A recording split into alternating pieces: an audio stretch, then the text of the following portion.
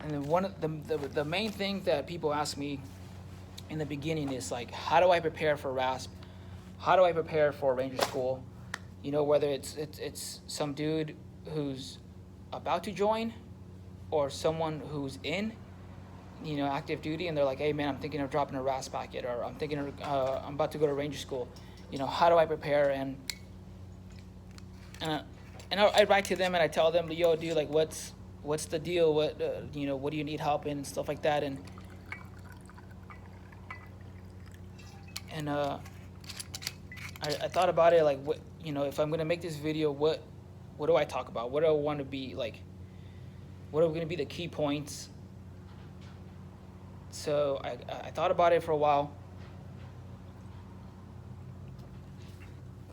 and some guys would be like, hey dude, first of all, like, you know, thank you for your service and stuff like that, and you're a ranger and I want to be a ranger too, but I see that you're not that big, you know, so like, how did you do it? Or I even had one dude who I clicked on his profile, and he was he plays football, and he's like, hey dude, I'm not that big, I want to be a ranger just like you. You know, I'm only 5'9" and 170 pounds. I'm like, dude, first of all, dude, like, I'm not fucking anywhere near 5'9", and you have like fucking 30 pounds on me, so you're not small, you know, like, what? Which led me to think, like, what do you think a ranger looks like? And I was thinking about it, like, rangers, like the famous ones or famous special operations guys, like, they're all fucking monsters. So like, people think that you have to be a monster to pass selection, whether it be for like SF or to be a Marine Raider or be a Ranger, and that's not really true. Like, you don't need to look like Captain America to make it in. What you need is heart. You know, you need to have mental toughness more than anything. But I'll get that to later. I'll get to that later. But first, you need to, if you're going to go to Ranger School or Rasp, I get it. There's a lot of crazy workouts out there. There's a lot of dudes, and this is not to like knock on them or the programs that they're selling and stuff like that. But what it is that first you need to train for the event, you know, for the selection process. For example, if you're going to Rasp, you need to look up, like, okay, first of all, an Army PT test. Okay, what is it? What does it consist of? What are the points, or like what time in my run, or how many push-ups do I need to get? I know, and if things change, you know, somebody write it in the comments, tell me like, yo, we're not doing that anymore or whatever. And then there's like a 5-mile run, right? There's a 5-mile run in 40 minutes, and then you have your 12-mile ruck in less than three hours. So I would say, first things first is like, do all those events, not in the same day. Do one like on a Friday, and then if you want to wait till the next Friday to do your 5-mile run, and then the next Friday after that do your 12-mile ruck, do that first, and then that's gonna tell you where you're slacking. And the goal should be to get, for your PT test, should be as close as a 300. So that would mean 100 points in your push-ups, 100 points in your sit-ups, and 100 points in your 2-mile run. And then for your 5-mile run in under 40 minutes, you know, obviously try to do it as fast as possible. And if you can do it in under 40, let's say it's 39 minutes and change, then you know, that's where you want to be at. But, you know, you want to get better at it, believe me. And then your 12-mile ruck, you know, do it with 50 pounds, and then see if you can do it. And if you can do it, then you're at a good start. But like, let's say you're not, you can't max your PT test, you're well below, you know, like the standard. And let's say it's push-ups. And there's a lot of crazy workouts out there, but sometimes the best thing to do is just to simplify it, to just keep it simple. And that's what I did, because a lot of guys have brothers and uncles and or whoever who used to be in the military or are in the military and are Rangers or are SF, and they do these crazy workouts, and then yeah, it all works, but like I didn't know that. I didn't know any of that. So if you want to learn from a little guy on what I did and how to prepare yourself and how to make it, and well, this is what I did. I took my PT test, and I was nowhere near 300, but I wanted to get a 300. So to get better at push-ups, I'm not gonna tell you, yo, just do push-ups, because you can't just do push-ups, because sooner or later, if you try to knock out as many as you can kill your arms in a couple of minutes, and then what are you gonna do, like not work out? No. So what I did was I would do a ladder, so one push-up, stand up, be on your knees, and then go down, and then wait a second or two, and then do two, and then do that ladder all the way up to 10, and then go down. Okay, and then some of the workouts I also did is when I would do bench or do dumbbells, like, yo, I didn't do the max, because to be honest, nobody cares what your max bench is. What matters is, can you knock out all these push-ups that they're going to tell you at random times to do? And then when you do your PT test, can you get that, that 300? So if you're going to use dumbbells or go on the bench, what you want is volume. You don't want to be like, yo, I'm going to put 300 pounds on and I'm going to knock this out twice and call it a day. No. So, for example, if I'm 140 pounds, I'm not going to have 70 pounds on each hand and try to do as many as I can. So, because I want my body to get used to that movement, I'm going to get, like 30s or 35s, and then just, do sets of 12s, and do that, so 12 reps, and then try to see if I can do 5 sets of that. And then after that, if I can, then I'm going to go lower in weight until I can. And then I'm going to knock out some push-ups as well. So basically, to get better at push-ups is you have to do that movement. Do that movement as many times as you can in your workout. And if you have to go down to, like, let's say 20 pounds with the dumbbells, or 15, like, dude, so be it. But sooner or later, you're going to get better at it, and you're going to just knock out push-ups left and right. Okay, no one cares about your max bench. That's not going to help you. Because, for example, you might have to do a PT test in the morning, but you still have to do your push-ups to go eat, or if somebody's late or somebody's fucked up, and next thing you know, you're doing over a couple hundreds of push-ups a day. And if you can't do those push-ups because you were so concerned about your max bench, and then you're just screwing yourself over. And same with sit-ups, so. Okay, and you have to do pull-ups as well. Don't let me forget about that. So you have to do sit-ups. Do sit-ups as much as you can, and then also do some planks. Do tiny little movements that are going to help you with your core.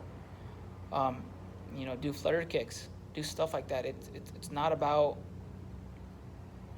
can I get a 45-pound medicine ball and like knock out some sit-ups. Yes, that's going to help you once in a while. Yes, do that, but you want repetition. You want to get your body used to doing that movement, because you're going to be doing that movement a lot.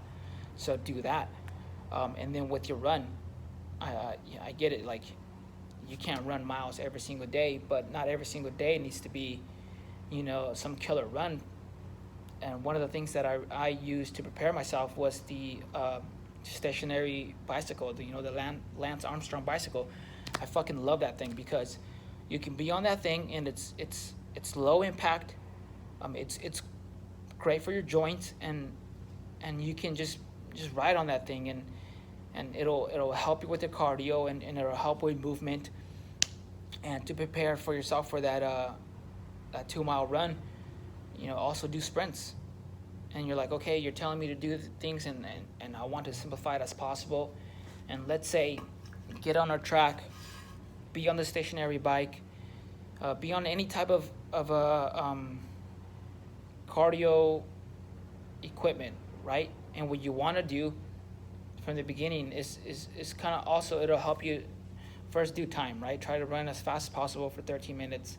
Don't worry about did I run that fast, You know, like if that machine tells you you ran at a fucking 8-minute pace. Well, obviously, if you ran a mile in 8 minutes and you do 2 miles and that's as fast as you can, well, that's as fast as you can. Don't worry, you're going to get faster. So what I recommend is you do some sprints or you do some. So first start off with a minute slow pace and then 20 seconds as fast as possible. And try to do that for 20 rounds at first. So, and then if that comes too easy, then do 40 seconds of relax and then 20 seconds of as fast as possible. And then just do that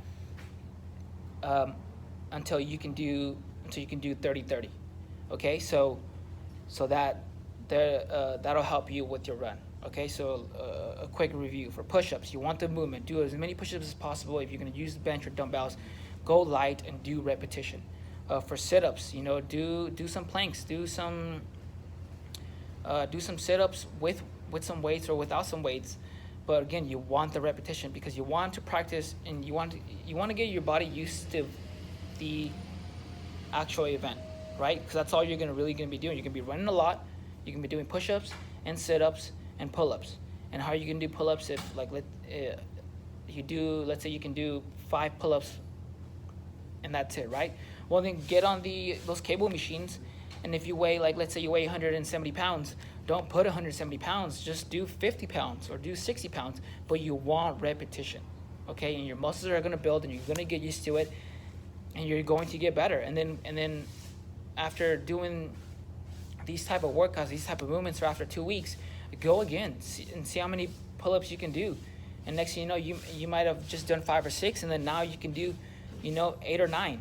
And that's what I did. Okay, I prepared my body to try to max out the event because that's what I knew I was going to get tested on. I looked on the internet, I asked a recruiter, and he's like, yo, this is what you need to do, But I didn't know how to work out. I was just like, well, I'm going to be tested in this event, so I'm going to practice those movements as much as possible.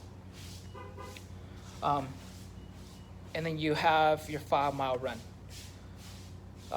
I tried to run 5 miles in under 40 minutes, and I fucking and then I failed miserably. I think it was 46 minutes. I was like, oh fuck, I could make the time for the 2-mile run on the PT test. So I was like, oh, 5 miles is fucking cake. I can do this. I was so wrong, So what did I do? I ran 5 miles just so my body can get used to running that amount of distance. And then I would also sometimes run just for 40 minutes because that was the max time, right? So I would just run for 40 minutes just so your body can get used to, your body and your mind can get used to running for that long. And then also run 5 miles, but don't worry about the time. Just run that actual distance. And then when you can, again, run or do any type of cardio workout for 40 minutes. So I would be on the fucking stationary bike for 40 minutes. Maybe it's not the same as running, but my body would get, in my mind as well, would get used to doing some type of exercise for 40 minutes. And then the same goes as well as for your 12-mile ruck in under 3 hours, right? So first I rucked 12 miles and I tried to do it in under 3 hours, and again I failed. So then I tried to do that.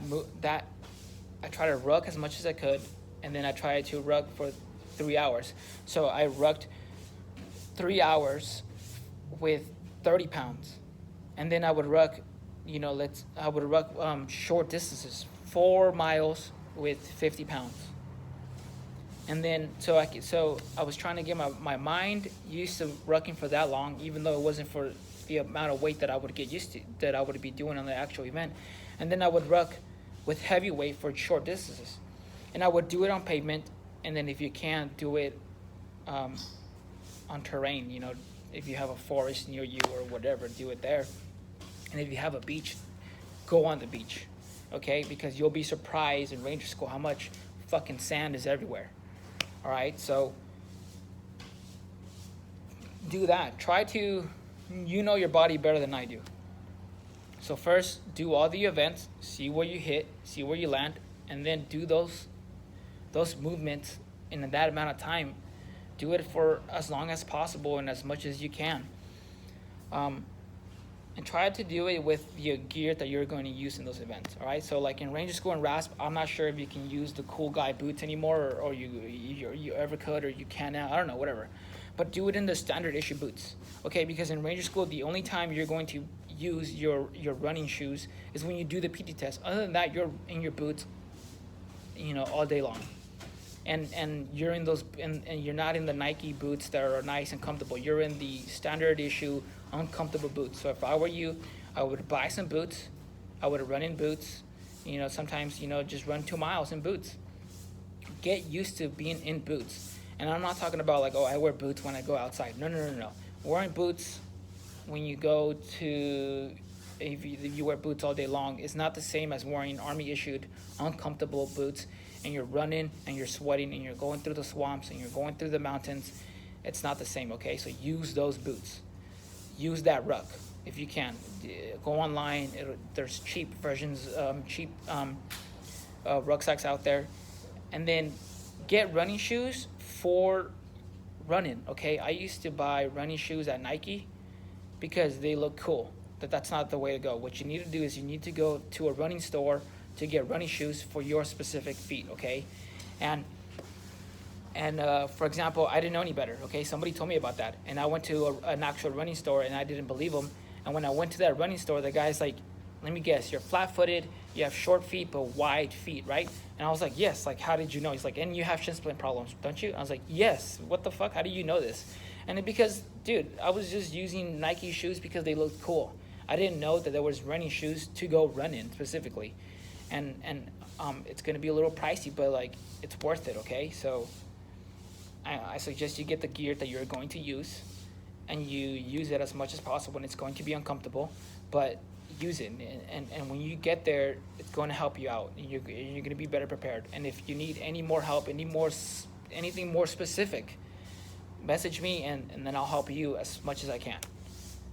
So thank you for watching, and I hope this helped.